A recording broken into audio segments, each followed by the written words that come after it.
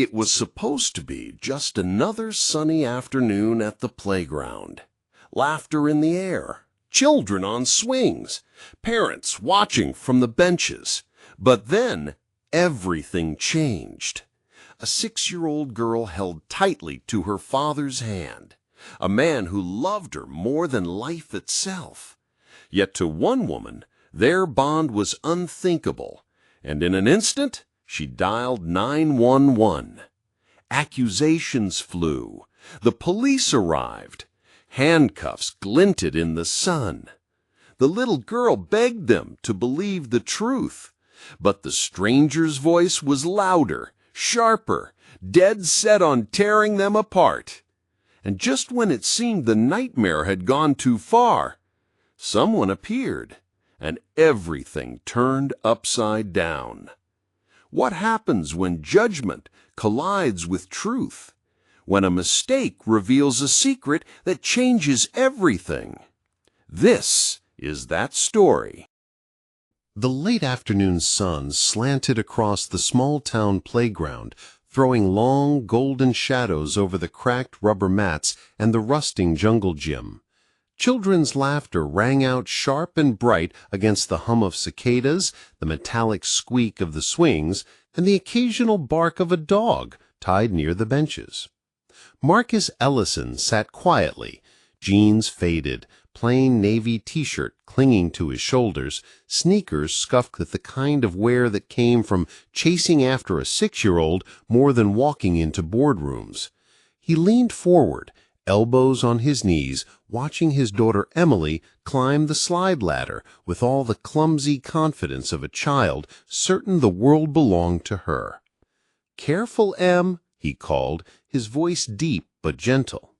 "I got it, Daddy," she chirped, sticking her tongue out with fierce determination before hoisting herself up. He chuckled, shaking his head. Emily, blonde hair catching the sunlight, freckles scattered like tiny constellations across her nose, was fearless. Too fearless, maybe, just like her mother. Around them, parents lingered, sipping iced coffees, chatting in clusters, occasionally glancing at their phones. It was one of those ordinary, nothing special afternoons. Ordinary, that's what Marcus loved most about it. But ordinary didn't last. From across the playground, a pair of sharp eyes fixed on him. Kathy Wilkins stood stiff as a fence post, arms crossed, lips pressed thin, her brow furrowing the longer she watched. She wasn't playing with her son. He was busy throwing mulch at another kid because she was too focused on Marcus. Something in her face shifted. Worry, suspicion, then certainty. Her pulse quickened as she whispered under her breath, "That girl, she's white. He's not." Kathy's gaze darted back and forth, locking on the image again and again. A black man, sitting alone, watching over a little white girl who climbed the slide ladder like it was the summit of Everest. To her, it didn't fit, didn't make sense. Her chest tightened. She fumbled with her phone. She pressed it faster than she realized, hand trembling as though she were performing some sacred duty. 911, what's your emergency?" Kathy's voice cracked, loud enough that a mother beside her looked up. "Yes, hi, there's a man here at the Westbrook playground, and he's with this little girl. She's maybe 6, white, blonde hair, and he's a grown black man just sitting there watching her. I don't think she's safe. Please send someone. Please hurry." The dispatcher asked questions, but Kathy's words spilled out, breathless, frantic, righteous. "No, I don't know him. No, he doesn't look related. He's just sitting, watching her, calling her Emily like he knows her name. Please, just send someone before he grabs her and runs." Click. She hung up. Her chest heaved. She hadn't noticed that 2 parents nearby exchanged uneasy looks. One muttered under their breath, "That's his kid. I've seen them here before." But Kathy wasn't listening. She'd done her part. She folded her arms again, standing taller, the muscles in her jaw tight as though she were guarding every child in that playground from an invisible threat only she could see. Minutes passed. Marcus had no idea. He clapped when Emily reached the top of the slide, grinning ear to ear, arms thrown wide in triumph. "See, Daddy? I told you I could do it." "You sure did, baby girl. You're amazing." She slid down, hair flying, laughter bursting from her like a bell. Marcus caught her at the bottom and spun her once, both of them laughing. For him, the world was perfect in that moment. But in the distance, sirens. Small at first, then growing. The laughter around the playground faltered. Parents turned their heads. The swings creaked slower. Even the cicadas seemed to pause. 2 police SUVs rolled up, tires crunching gravel, red and blue lights slicing across the summer haze. Marcus froze, still crouched with his daughter in his arms. He didn't even need to ask why they were here. Some part of him, some weary part that had lived through this before in smaller ways, in stores, in neighborhoods, in stairs, already knew. "Daddy?" Emily's voice trembled, her little hands clutching his shirt. "It's okay, Em," Marcus said softly, setting her down but keeping her close. "It's gonna be okay." Doors slammed. Officers stepped out, hands near their belts, eyes scanning the crowd before landing square on him. The weight of those eyes was heavier than the sun. The playground held its breath. The playground had never been so silent. Parents drew their children closer, whispering, pretending not to stare, but unable to look away. The sirens had died, but the weight of their echo still hung in the air. Marcus kept his arm around Emily, steady, protective, his breath even though his chest felt tight. She looked up at him, confused, her little brow furrowed. "Daddy, why are the police here?" He crouched down, brushing a strand of hair from her face, forcing a smile that didn't quite reach his eyes. "It's just a mistake, sweetheart. We'll sort it out. Don't be scared." But he was scared. Not for himself. He'd endured worse.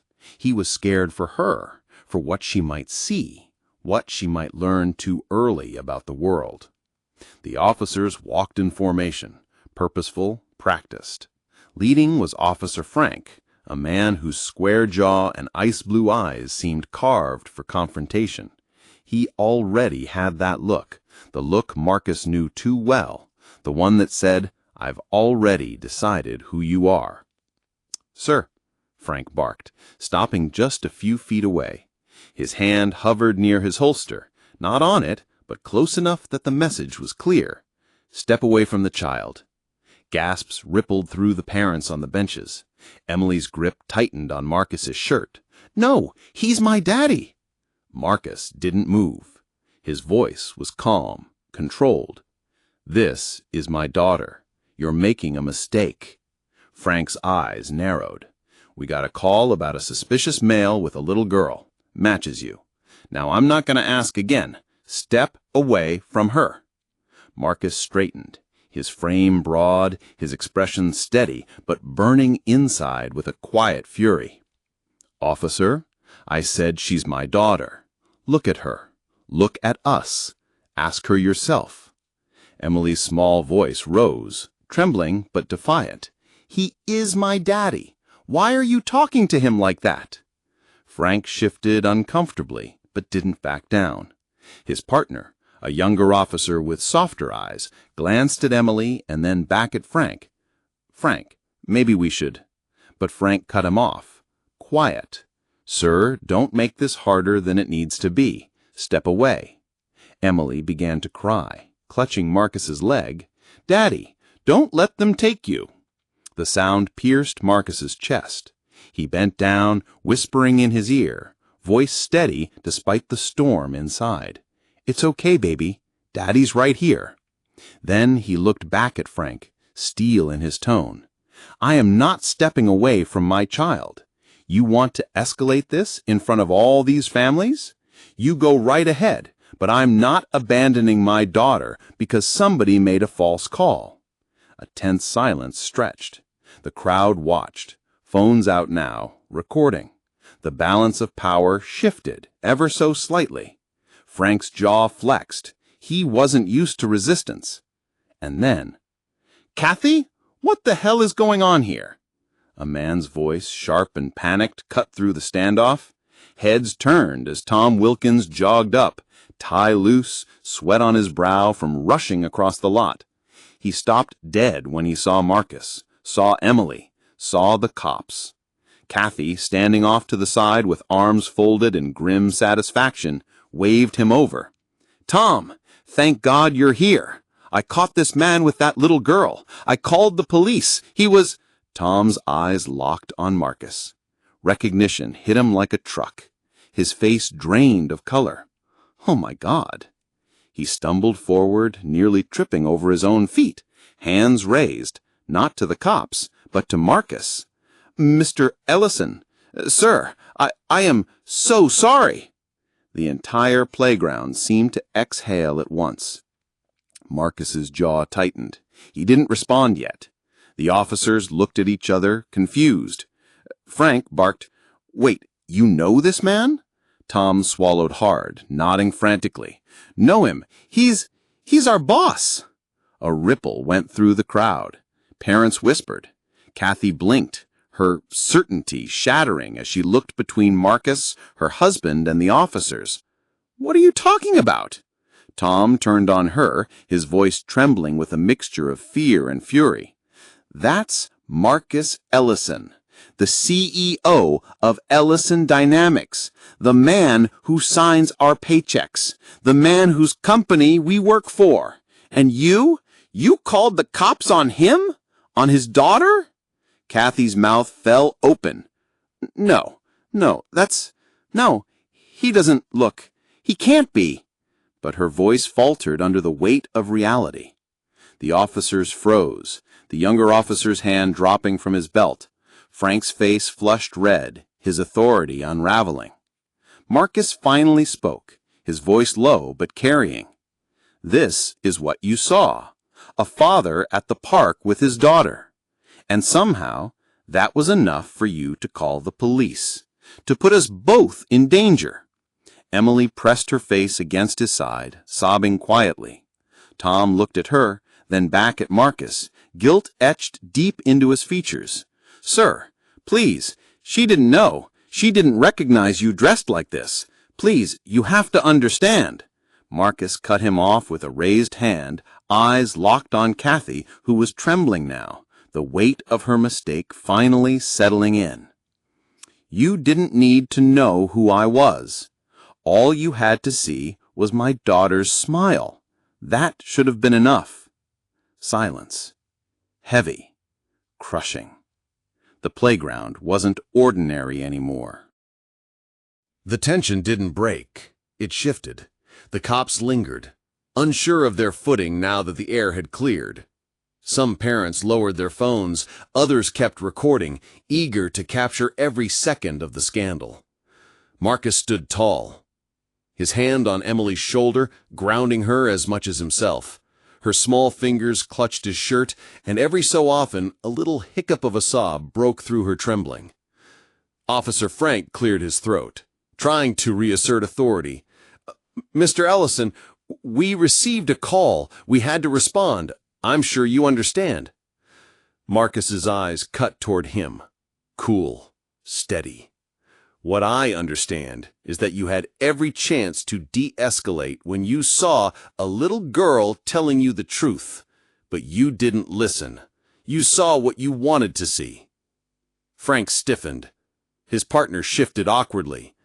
The crowd murmured. Tom stepped forward, desperate now, his voice cracking.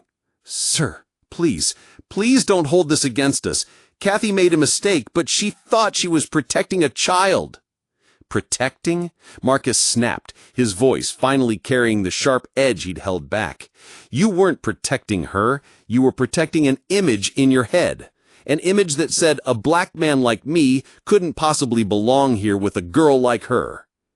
Kathy's lip quivered. She looked small now, her earlier bravado shriveled. I didn't mean—" Marcus raised a hand, silencing her. "You meant exactly what you did, and my daughter will remember this day for the rest of her life because of you."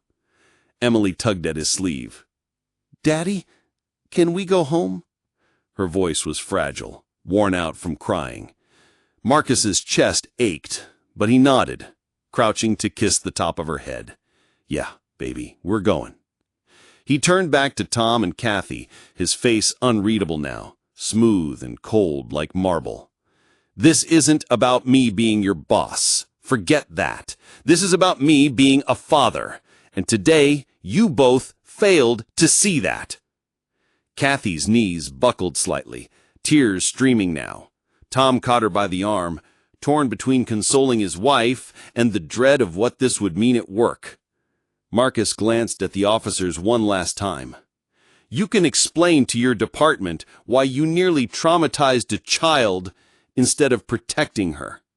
Maybe next time you'll listen before drawing conclusions." He adjusted his jacket, lifted Emily into his arms, and began walking toward the parking lot.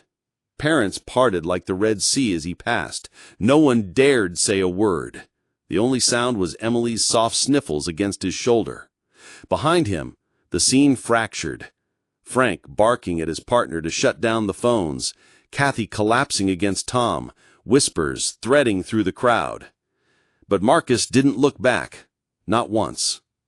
For him, the battle wasn't just the confrontation. It was the choice of what came next. Would he let this pass, let it die as just another ugly story in the age of viral videos? Or would he use his voice, his position, to hold them accountable, to make sure Emily never had to fear the same moment again? That question followed him all the way to the car. The house was quiet when Marcus carried Emily inside. Too quiet. He set her gently on the living room couch, her little sneakers dangling off the edge. She still clutched his shirt, refusing to let go, her face red and streaked with dried tears. "Daddy," she whispered, her voice hoarse, "why did they think you weren't my dad?" Marcus's throat tightened. He crouched in front of her, steadying his breath. He couldn't afford to break in front of her, not tonight.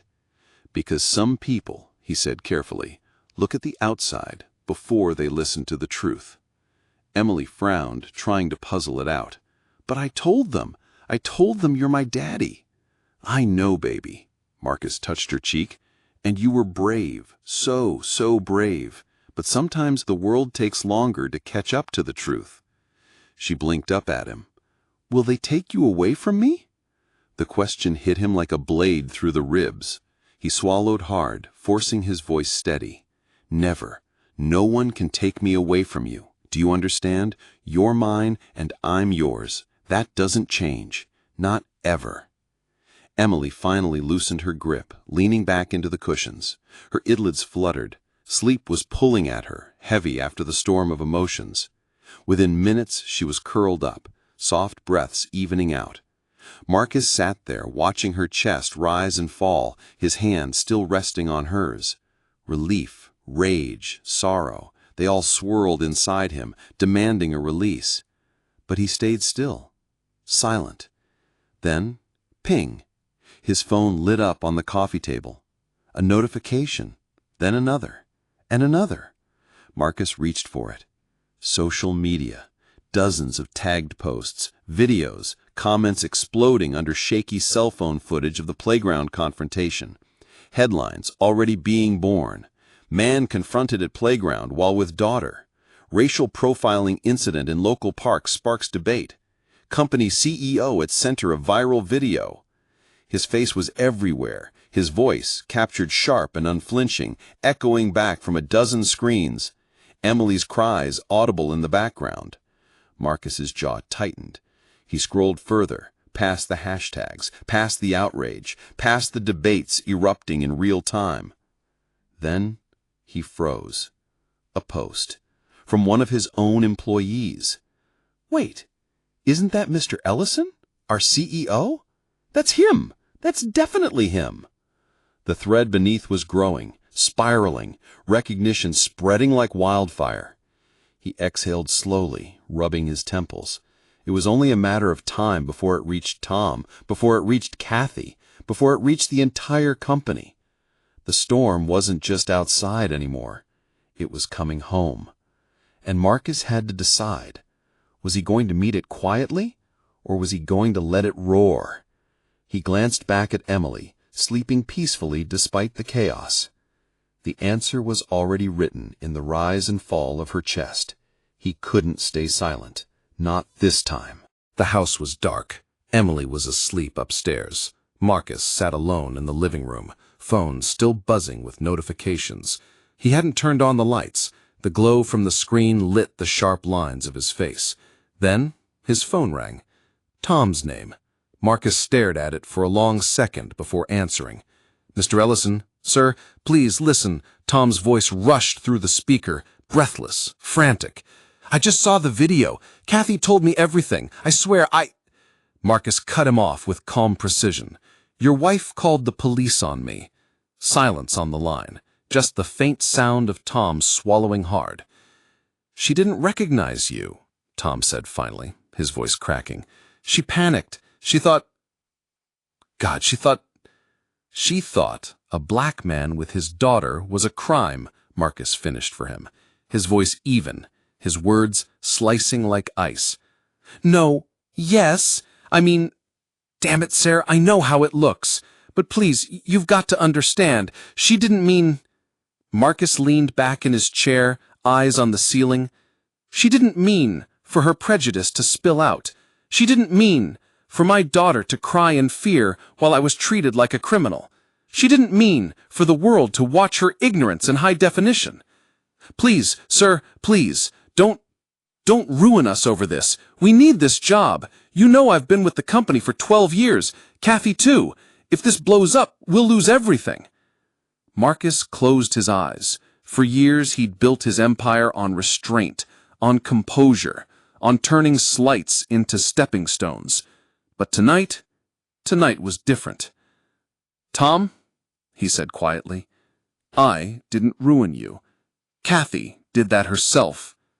And he hung up. 2 days later, the company boardroom buzzed with tension. News cameras had camped outside the building, hungry for sound bites. Employees whispered in corridors, glancing nervously at their phones.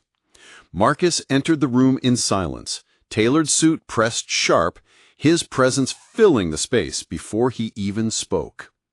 Every head turned. Conversations died instantly. He set his briefcase on the table, clicked it open, and slid a stack of printed transcripts across the polished wood. Tweets, articles, comments, screenshots of the viral video. "This," Marcus said, voice low but steady, "is what the world sees when they look at us right now."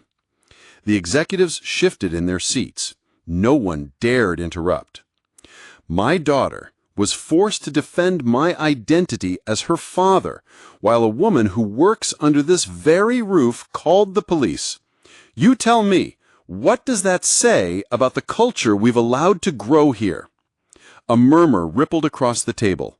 No one answered. Marcus leaned forward, palms flat on the wood. His gaze cut through them, one by one. "If we claim to stand for inclusion, integrity, and respect, then we cannot hide from this. We will not brush it aside, not when the world is watching." He paused, letting the weight of silence settle. "Kathy Whitmore will be terminated effective immediately. Tom Whitmore will be placed on administrative leave pending review, and mandatory training will be enforced across every department." A few heads nodded cautiously, others avoided his eyes. Marcus straightened. "This is not just about saving face. This is about truth. And truth, ladies and gentlemen, is not negotiable." Later that afternoon, Marcus stood at the entrance of the building, the city humming around him. Kathy and Tom approached, eyes red, faces pale. Kathy clutched her husband's arm, trembling. "Mr. Ellison," Tom started, his voice heavy with desperation. "Please, don't do this. We'll lose everything. The house, the kids' tuition. We made a mistake, but we can fix it." Marcus looked at Kathy. Her eyes brimmed with tears, but her lips trembled with something more than regret. Shame, maybe, or disbelief that her downfall was of her own making. "Do you remember what you said at the park?" Marcus asked her, his voice calm. She flinched. I was scared. "You said I should be arrested for being near a little white girl." Her eyes darted away. "That little white girl," Marcus said, stepping closer, "is my daughter, my flesh, my blood. And you tried to tear us apart because you couldn't imagine her calling me daddy. But why? Because I am black?" Kathy's breath hitched. Tom opened his mouth, but Marcus silenced him with a single look. "I built this company. I gave you both a place in it, and you repaid me with suspicion, humiliation, and fear for my child. That debt cannot be erased with apologies." Tears spilled down Kathy's cheeks. "Please," she whispered, "please, forgive me." Marcus studied her for a long moment, then shook his head slowly. "Forgiveness," he said, "is between you and God. But consequences, those are mine to deliver." That night, Marcus sat with Emily in her room. She was curled up in bed, teddy bear under her arm. "Daddy," she whispered. "Yes, baby. Are you sad?" Marcus thought about it. About the boardroom. About Kathy's tears. About the firestorm still raging online. "No," he said finally, brushing a strand of hair from her face. "I'm proud of you, proud of us." Emily smiled sleepily. "Even when people don't believe us, we know the truth." Marcus's heart swelled. "That's right, baby. And the truth will always stand." She yawned, eyes closing. "I love you, Daddy." "I love you too, Emily." As her breathing evened out, Marcus stayed by her side. The storm outside still raging. But in here, in this quiet room, there was peace. And in that peace, Marcus found his strength. That night, Marcus sat with Emily in her room. She was curled up in bed, teddy bear under her arm. "Daddy," she whispered. "Yes, baby. Are you sad?" Marcus thought about it. About the boardroom. About Kathy's tears. About the firestorm still raging online. "No," he said finally, brushing a strand of hair from her face. "I'm proud of you, proud of us." Emily smiled sleepily. "Even when people don't believe us, we know the truth." Marcus's heart swelled. "That's right, baby. And the truth will always stand." She yawned, eyes closing. "I love you, Daddy." "I love you too, Emily." As her breathing evened out, Marcus stayed by her side. The storm outside still raging. But in here, in this quiet room, there was peace. And in that peace, Marcus found his... Weeks later, the viral video had faded, but its echoes remained. Policies shifted, conversations sparked. The company grew sharper, stronger. Marcus never sought vindication, but it found him anyway, in the respect of those who saw the truth, in the pride of his daughter's voice when she told her friends, "That's my daddy." And Kathy? Her name became a cautionary tale, whispered in break rooms and living rooms alike. But Marcus never mentioned her again, because his story wasn't about her. It was about Emily, about love, about truth, and about a father who refused to be silenced.